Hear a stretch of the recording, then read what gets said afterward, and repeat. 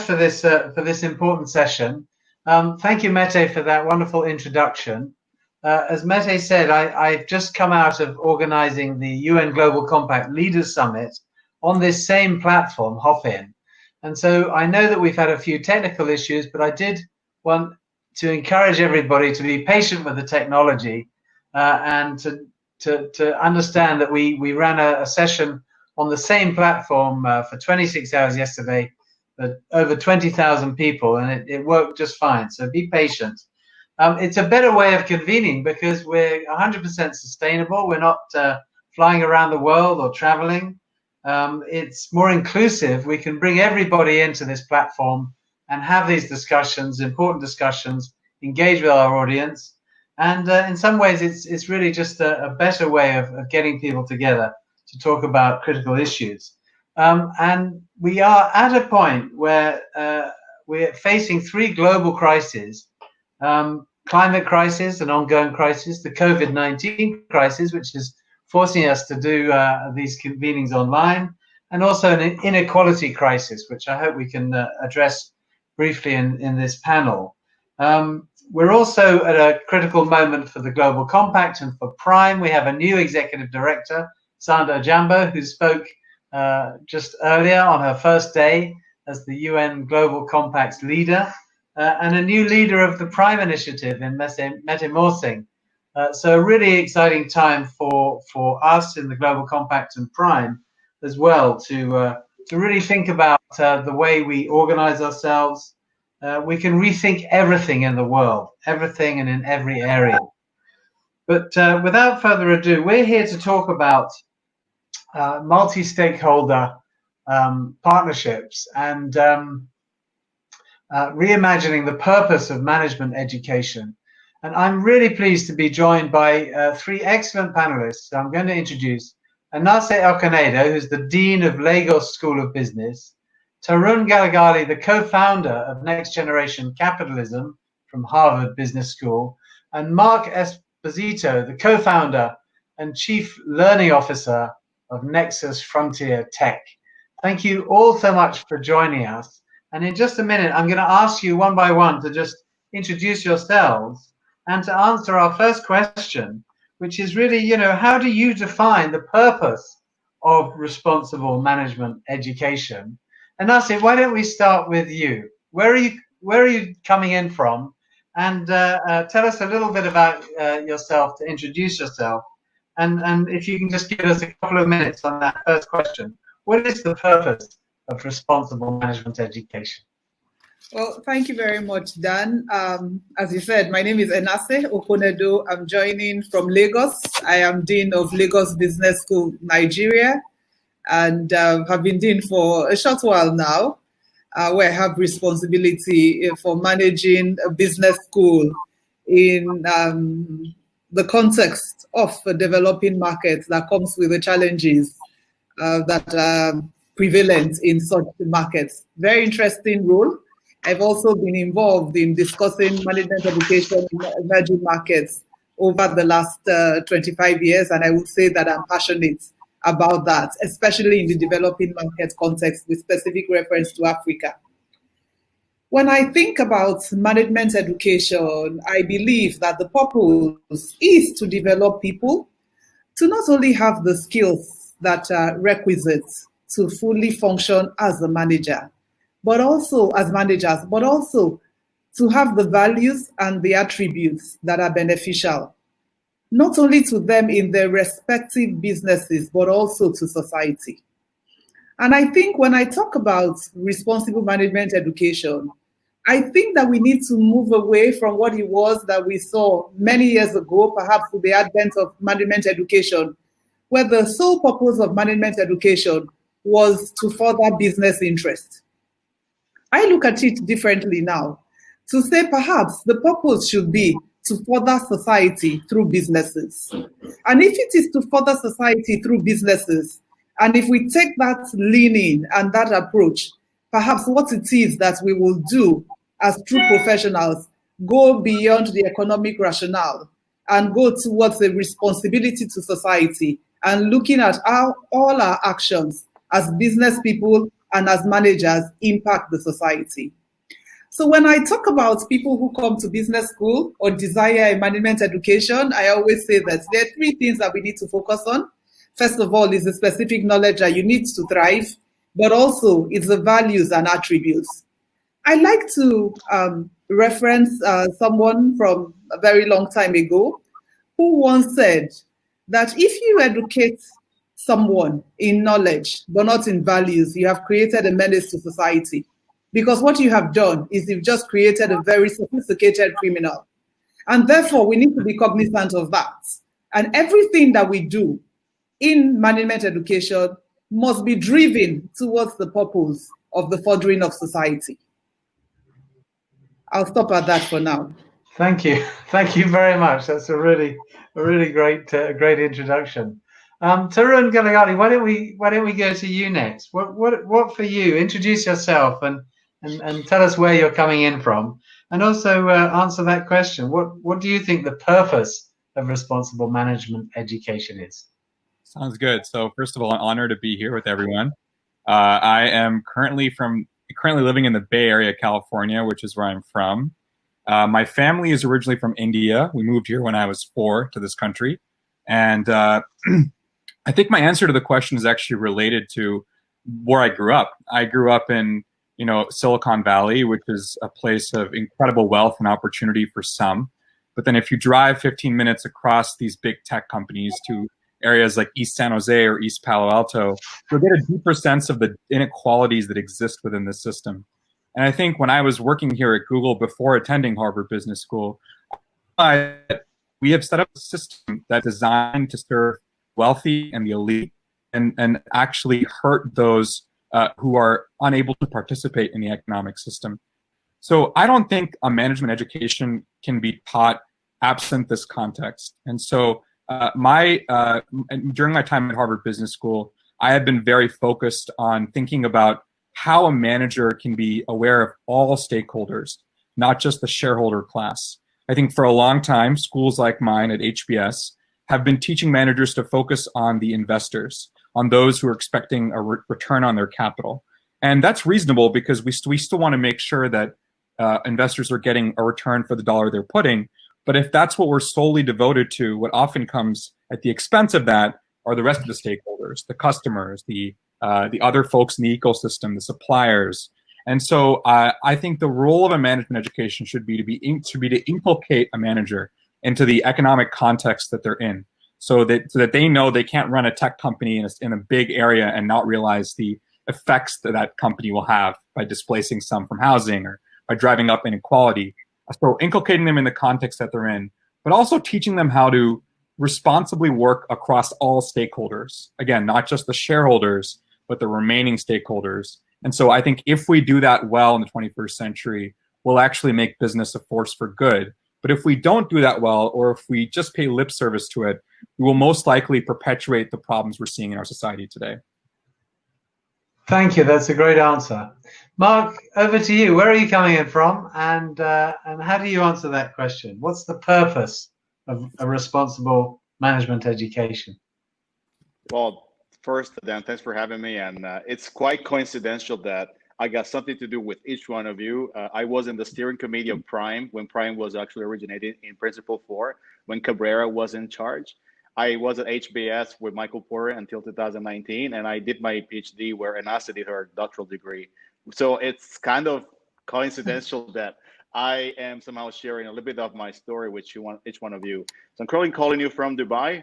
Nexus FrontierTech, the company that I co-founded, is based out of London with a large component out in Vietnam. And besides being an entrepreneur, I'm an academic, I'm a professor, and but today I'll wear my hat as a co-founder of an AI company. The answer to your question is, I think we have to decouple management education to employability in the same way that we were somehow pushing forward in the industrial times, where people were going to school to get a training that would lead to a profession. I think today the world no longer guarantees employability. There's a direct correlation with education. So education has to be much more about building the persona in a way that we can really think about spanning the boundaries. I think we have to build systems that are much more human-centric, not necessarily driven by financial performance, and also the way we measure performance. has been narrowly defined by maybe numbers, so like a financial revolution that has impacted the curriculum in business schools. Today, the challenges we face today are no longer measurable just with specific models. We need to have the ability to really redesign system, especially when the inherited stock of knowledge that we had in the 20th century is becoming quite compromised by an increasing complexity and non-linear evolution of our society. So I would hope that management education will be able to really redesign curricula by honoring the fact that in the 21st century, we had to take into account imperatives and problems that we have never seen before. My training is in economics, and I can tell you that none of the training I have really helped me solving the problem we have right now. And that still provides you with a clear understanding of what is the issue, is that we were having very well-defined modeling based on specific assumptions, but those assumptions, they're becoming quite narrow or quite short today. So one of the major opportunities I see is to start redesigning our ability to create prosperity within the boundary of our system. And that is something that is never really taught in schools, because we think about perpetual growth as an opportunity that we can grow forever. I think we have to redefine every single idea around growth in general. That, I think, is the direction that schools have to take to honor the type of challenge we're facing these days. Thank you. Thank you for those introductions. Tarun, let me come to you again next with a question about the Sustainable Development Goals. I mean, you've talked about all stakeholders, educating the future business leaders about the need to think holistically about society and their role in society. You've campaigned at Harvard, I think, to get the faculty to talk about the Sustainable Development Goals, to educate people in this holistic way that you're talking about. How do you go about that? And is anybody listening? Well, first and foremost, I want to quickly credit the co-founder of the movement that we've been able to pull together, Tomas Rosales. He's an MBA just like me in the graduating class of 2021. And around finals time, we were. I'll tell you guys a story. We had an accounting exam, and no offense to Dean Okonedo, but accounting is probably the least exciting class that we have at HBS right now. And we were looking for any excuse not to study. And so we were thinking a lot about the issues that we were excited about when we came to HBS. And so Tomas was like, let's we have a moment here we can capture, which is the HBS is appointing a new dean in the next year, because Dean Nitin Noria is stepping down. And so if HBS is appointing a new dean, maybe we can send a letter to the school saying what kind of dean we'd want. So we ended up getting together, and we spent the next, we wrote a letter first, but then we came back and wrote a much bigger letter with about 250 of our classmates signing on, basically saying there are three broken aspects of capitalism. There's the issue of climate change and how much that's wrecked our natural state of the world. There's the issue of the inequality and how hard it is for those who are born in a lower economic class to make it up. And then there's the issue of democracy itself, which is governments themselves are being broken and being corrupted by money. And we don't think business is a benign actor acting adjacent of all of this. We see business as complicit in this if they're not rethinking how they should operate. And so Tomas and I wrote a letter basically outlining those arguments and then saying we want the next dean to be aware of these truths and finding ways to solve them. They don't have to be politically left or politically right ways, but we want them to at least acknowledge these objective realities. And then as the leader of HBS, come out with a plan on how we as a school will adapt our curriculum to solve that. So how did that go? Honestly, there's been some ups and downs, but more ups than downs. And so more people are actually receptive to our message than we thought. When we first started doing this movement, we were worried that it was just the two of us, but eventually we got about, again, like I mentioned, over 300 kids in our class, in our graduating class, which is about a third of our class to sign on to this letter. We had several faculty members let us know that they're rereading our letter. They actually believe in our movement. And then we got to meet the dean of Harvard College, so the provost of Harvard College, Alan Gerber, who told us that we should keep going, that if we organize with respect for all parties, but we have a clear mission and a clear vision, people will listen. And it's actually not that we're kicking through a closed door, we're kicking through an open door.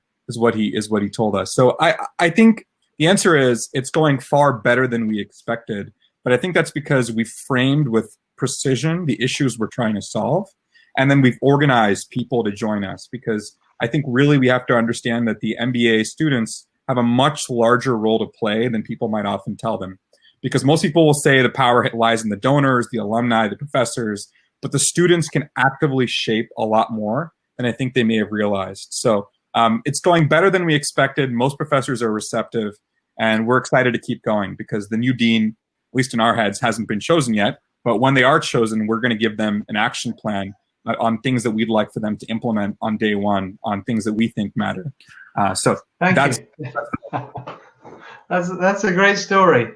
Mark, you're at Harvard. Are your colleagues listening to this student demand for more attention for these wider societal issues and the Sustainable Development Goals? You didn't mention that, Tarun, but Mark, maybe you can actually address the Sustainable Development Goals as well. Is that something that people care about?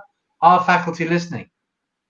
So I would say then that much more than before, I can see that the SDG have become a systematic way for people to think about the future. You know, I remember the difference from the millennial goal and the SDGs. And the millennial goal were still very much an academic interpretation, a lot of lip service. The SDG has inspired a lot of student projects, a lot of faculty initiative. I think they really impersonated a culture that was shifting more and more. So I would think the normative side SDG is very much present right now, much more than before.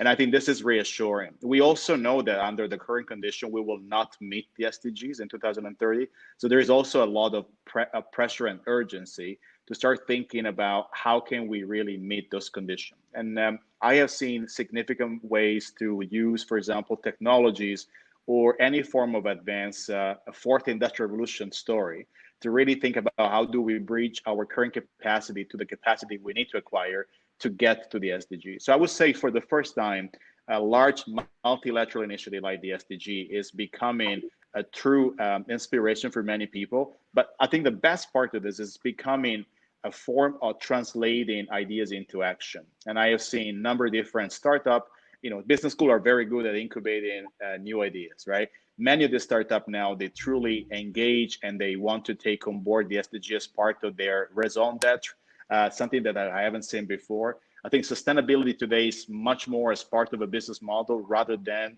something that was just aspirational. So I would say the first time where I see significant reassuring step towards that. Thank you.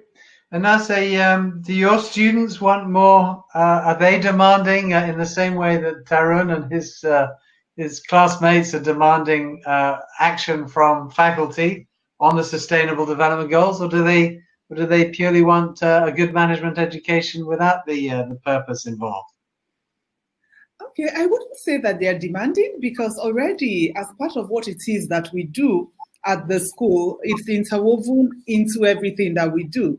So perhaps we don't leave them with much of a choice, because with the issues that have to do with sustainability and with the SDGs, we teach both as a discrete course and it is interwoven across all sessions. So we take a multidisciplinary approach. So we don't see that happening. Do we, do they protest at having those there? No, because I think that more than ever, in the context in which we operate, it is essential that those things are given emphasis. They're not only taught, but they are practiced there. So perhaps the cases have made, because we see what the reality is in this environment, and therefore the people recognize the importance. Most times before people come to business school, though, they're coming solely because, well, not solely, majorly because they want to advance their own interest and obviously for economic interest. But when they come and they're exposed to this and they see the awareness, it's something that is imbibed and something that, we just get on with it within the school. Are the Sustainable Development Goals part of the curriculum? I mean, do you actually address the Sustainable Development Goals specifically? Okay, so we have a sustainability center at Lagos Business School that we've had over the last decade or so. And as part of what it is that we do in the sustainability center, it cuts across the four major elements there, which is the economic growth, the social inclusion, environmental protection, as well as sustainable development. So all the activities and research goes into those as well.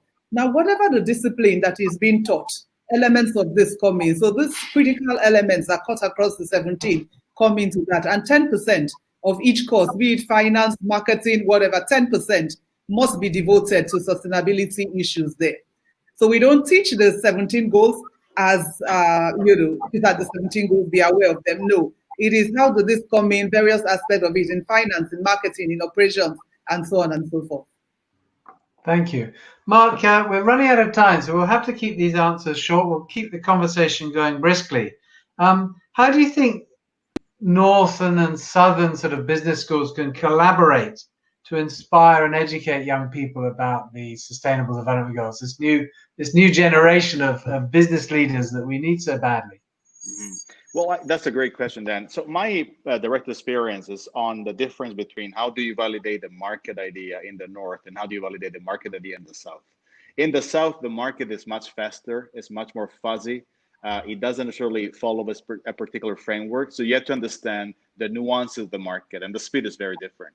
In the North, I think we're better at maybe structuring it in the first place and running some form of business modeling idea or template.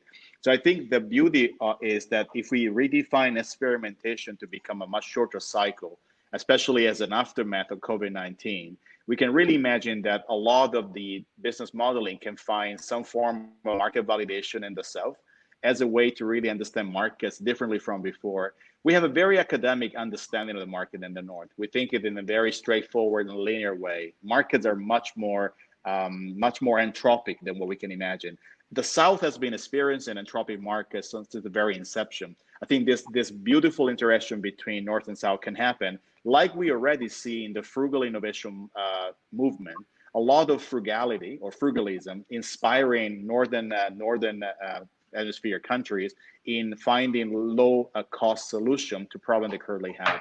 And in fact, there is a whole movement called Jugaar innovation that was launched by two scholars from Cambridge that has become a quite successful model to think about that innovation doesn't have to cost a lot. It's just a mindset. And I think we can find this beautiful conversation between North and South in creating some form of harmonization between the two modus operandi.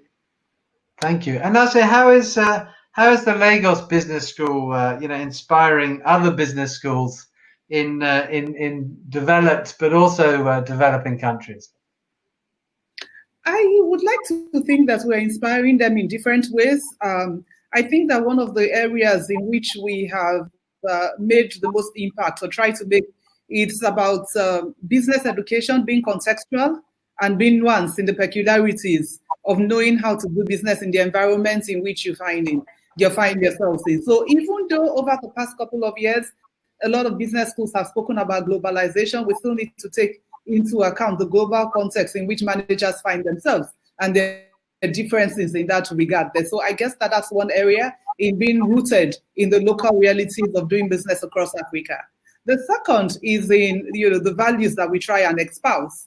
From the very beginning of the school, we've laid a very strong emphasis on the importance of business ethics, especially in these environments, and it cuts across the responsibility to society, the responsibility to employees, and the responsibility to all as well as the sustainability issues.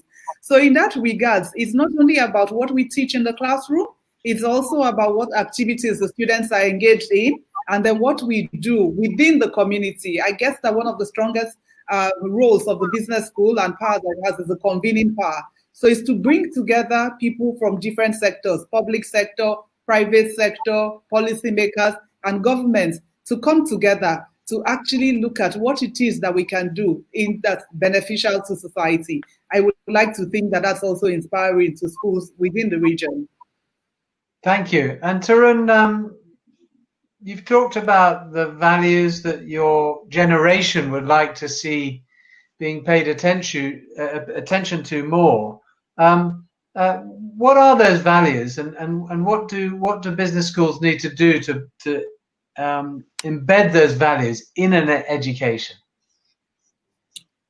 I think the biggest value our generation is reacting to is what I would call a focus too much on self-centered growth. And what we're trying to say is we want to grow together, grow inclusively, grow with equity. So we're trying to do it in a way that's moving from a selfish, self-centered society that was saying that actually that's the right way of living in America, to saying maybe that's actually the exact attitude that has led us to the outcomes we're seeing. So we don't want to do that anymore. That doesn't work.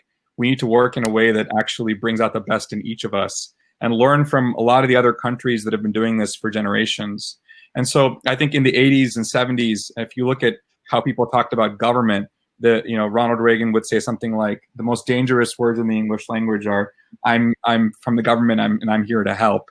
And the amount of damage that commentary made, because he was so charismatic in delivering it, was extraordinary, because people all of a sudden thought, well, I'm going to fend for myself. I don't need anyone else. And that sort of self-centeredness in many ways caused a lot of the issues we're seeing today. And so I'd say the most important value for us is a sense that, that we're all in this together. In high school, I heard this African, this word, I'm not forgetting what dialect it comes from, but Ubuntu, which is that notion that I am because we are. And I think in America now, we're starting to react in a way that's pulling us more towards that direction, particularly in our generation, which is why most of us say capitalism is broken, because capitalism at its heart is a philosophy that perpetuates a very self-centered way of thinking. And that's not always a bad thing, but if that's the only thing that we do, and if that dictates our moral standards, then our values have been completely corrupted. So I feel that there's a lot of optimism from that, which is our generation is, I think, starting to move the conversation back towards a less egocentric model of economics and politics. But maybe that's me being idealistic. Either way, I'd like to believe that that's where the direction of our generation is taking us. And that connects straight back to you, Enase. Ubuntu is an African, an African philosophy. Is that part of your curriculum at Lagos Business School? I think in different ways it is. So Ubuntu is a South African concept. I am who I am through you. And when we look at the core values at the school that cuts across everything that we do, these are integrity, professionalism, mutual respect, spirit of service, and community. One of the greatest emphasis that we put is on community, to get the people who come to the school to see management as service to society, and not only for something that benefits themselves. And in order to do that whole spirit of community, we derive from our traditional African concept, and how you do things for the benefit of the whole rather than of one cuts across everything. Thank you. And Mark, a last word to you. How do you feel this conversation is going? What do we need to add at this stage? I think tomorrow there is a speaker, which is Dean Kagram, who's a friend of mine from Thunderbird, where I work with him. And he says something that is, for me, it's very profound. He says that we will measure people by those that we include, not those that we exclude, right? And it's such a simple but profound sentence, because it really shows that in business school for many years, we're really measuring business school by those that we were actually excluding. The concept of the admission, the fact that we had sort of like a niche or an elitist group of alumni is kind of reflective of a culture. I think maybe where we could see a conversation going, and it's not really that we didn't cover this, I think it's where conversation can be expanded, is really how do we engage once the business school has done its job in training people, the alumni, because these are the people in the market that are going to make decision on hiring, on engaging. And I think we want to create that lifelong perspective that the business school is just a journey to something greater than the sum of the parts. And I think this is really where I would like to see more and more. I mean, panels like this are reassuring because we understand that we have come to a breakthrough, that the previous model was really somehow, it was great, but it depleted and exhausted itself. And it was actually ill-conceived to run in the 2020. And what is ahead of us, forced by, I think, the accelerant of COVID-19, is one of the greatest opportunities to design the institutional framework the way we wanted to have it.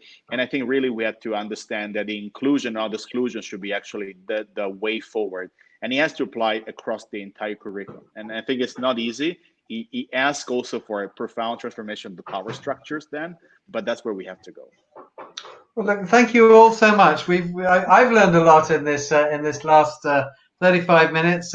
Let's not create the more sophisticated criminals. That's the key message. Let's think about all stakeholders, not only the shareholders from Tarun.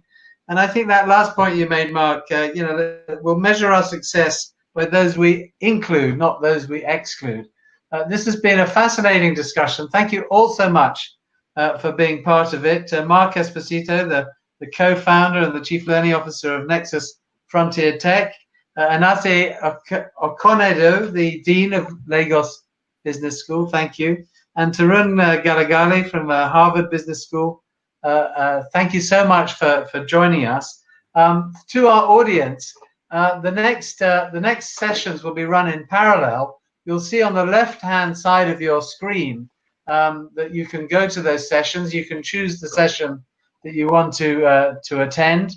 So we'll be finishing here, I think, in the on the main stage and moving into the session. So thank you all very much indeed. Thank you. Thank you. Thank you. Bye-bye.